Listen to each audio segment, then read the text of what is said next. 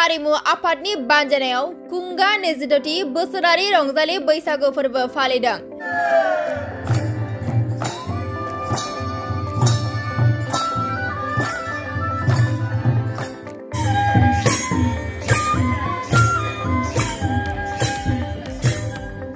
तामुलपुर जिल्लानि गरेसर हालामनि बेन्दोंआव थानाय सानजा बगुरिबारि सनमहरी गामिया बिहुराम बर' गुदि फरायसालिनि गेलेग्रा फोथाराव 27 एप्रिल एबा मैया सानसेनि हाबाफारि लानानै फुंबिलि हारिमु आफादनि बानजायनायाव बोसोरफ्रोमबो फालिबोनाय बायदि देग्लाय बोसोरावबो कुंगा 26थि बोसोरारि रंजालि बैसागु फोरबो फालिदों।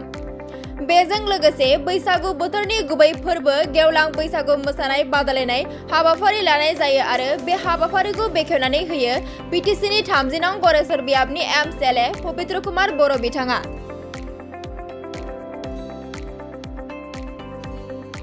बेनि अनगायैबो गुरुमै बालाहाटी बिसिडिसिनि बारग' मासिगिरि सन्तला बसुमतारिनि मासि लानानै सामलायनायाव कुंगा 26थि रंजालि बैसागु फोरबो फालिनायजों लोब्बा लाखिनानै गेवलां मेल खुंनाय जायो।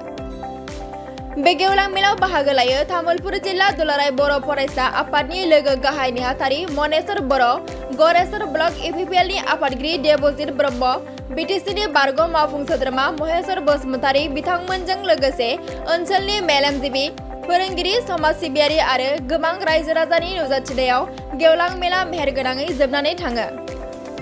मोनाबिलियाव बान्था राननाय हाबाफारि लानायजों लोगोसे आलारि बाथि सावनाय जायो आरो बे आलारि बाथिखौ सावजेनो देफारगाव प्राइमारि इउपिपिएलनि आफादगिरि उपेन चन्द्र बर'आ।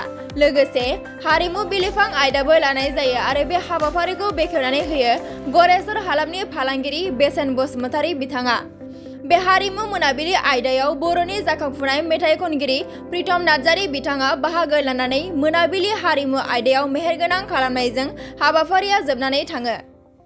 बेबायदि गामि गफायाव माने मोननै सुबाजों बा अर्थात मोनसे गामिखौनो होनजायो जोङो थानसालिया जोंनि गंसेयानो।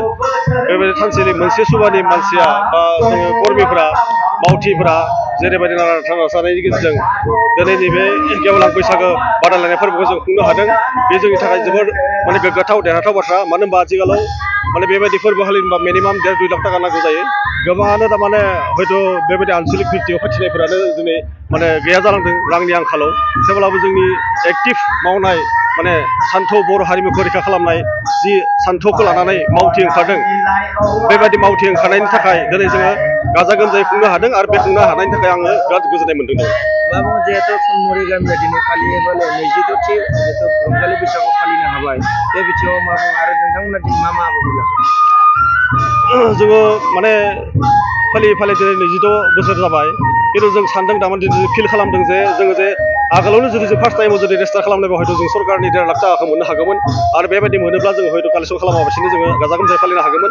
थेवब्लाबो जों बर' हारिमुनि हारिमुखौ रैखाथि खालामनायनि थाखाय जोङो इयुनाव जाहाथे बेबायदि माने रंगिना संगिना मोसानाय हारिमुवा जाहाथे थालांबाय थाथों, बेनि थाखाय जोङो सानफ्रोमबो बोसोरफ्रोमबो जोङो बे हाबाफारिखौ जों जाफुंसार होनायाव खामानि मावलांबाय थागोन। मा हाबाफारि? दिनैनि हाबाफारिया जोङो माने बिखेखকৈ जोङो माने बेबायदि ओनसोलाव बैसागो फोरबो बादायलायनाय जों जिहेतु खुंफुंनो हायाखैमोन। हायैलाय दिनै मेन हाबाफारि हिसाबै जों बैसागो बादायलायनाय हाबाफारिखौ जों रायजोनि गेजेराव जों दिन्थिफुंनो हाबाफारि लादों। जों गिबि फुङाव जोङो फैबोला बिर होदों, बेनि उनाव दंफां गायनाय हाबाफारि लादों आरो थार्ड टाइमाव गेवलां मालजों लोगोसे माने गेवलां बैसागो बादायलायनाय हाबाफारिखौ जोङो आखायाव लादों। जोंहा दा माने जोबखांना थांनायनि उनाव माने जेवजा बैसागो मोसानाय दङ आरो बे गासिबो जोबनायनि उनाव जोङो मोनाबिलि हारिमु आयदा दङ। बेयाव जोङो गासिबो लकेलनि थारमाने मोसाखावरि मेथाइ खनगिरि बिथांमोनखौ जोङो बेबायदि जौसाङाव थारमाने दिखोनानै बिथांखौ थारमाने इयुनाव माने जाफुंसार माने खनगिरि मेथाइ मोसागिरि मोसाखावरिगिरि जानायनि थाखाय जों बिथांमोनखौ थुलुंगा होनायनि थाखाय जोङो मोनाबिलि हारिमु आयदा जों बाहागो लादों आरो सोर बाहागो लागोन? जोङो बेयाव जोंनिनो फिसाज्ला माने जोङो प्रितम नार्जारी, जायखौ जोङो फैलाव नार्जारी होननानै मिथियो।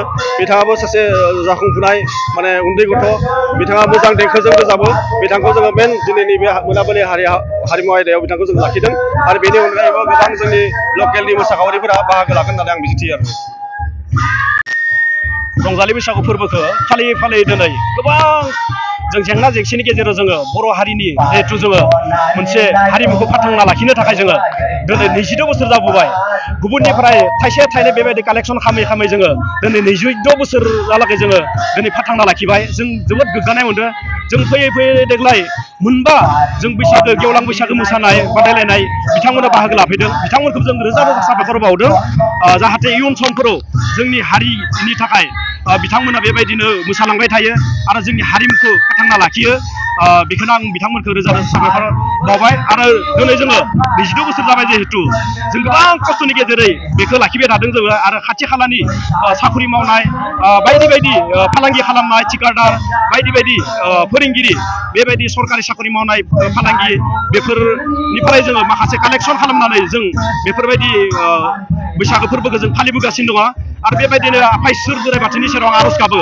जाहाथे जोंनि बे रंजालि बैसागु फोरबो फालिनायनि गेजेरजों जोङो उन्दै उन्दै फरायसुला फरायसुलिफोरा गावनि रोंगौथिखौ दिन्थिनो हानायनि थाखाय जों बे प्लेटफर्मखौ होनाय जादों दिनै जोंनि गामिनिनो प्रितम नार्जारि बिथाङाबो रोजाबनाय जौगाबोबाय थादों दा बर' हारिनि थाखाय जोबोर मोजां मोजां मेथाइ रोजाबो आरो गाथोन बर' दोङो जोंनि बुग्रिबारि गामिनिनो आरो मोसाखावरि माखासे दङ बिथांमोना बै जोंनि प्लेटफर्म उन्दै प्लेटफर्मनिफ्रायनो जौगालांगासिनो दङ आसा खालामो इयुनाव जाहाथे बिथांमोना जोंनि स्टेट लेभेलाव आरो इन्टारनेसनेल लेभेलाव बिथांमोना जाहाथे जायगा लाहैनो हायो आरो बर' हारिखौ बिथांमोना जाहाथे माबा खालामनो हायो सिनायथि होनो हायो जों हारिमुनि गेजेरजों बेखौनो आसा फारिनानै जोङो बेबायदि हाबाफारिखौ जोङो लालांबाय थादों आरो बोसोर बोसोर जों बेबायदिनो खुंफुंलांबाय थागोन होननानै जोङो आसा फारिदों आरो बेखिनियानो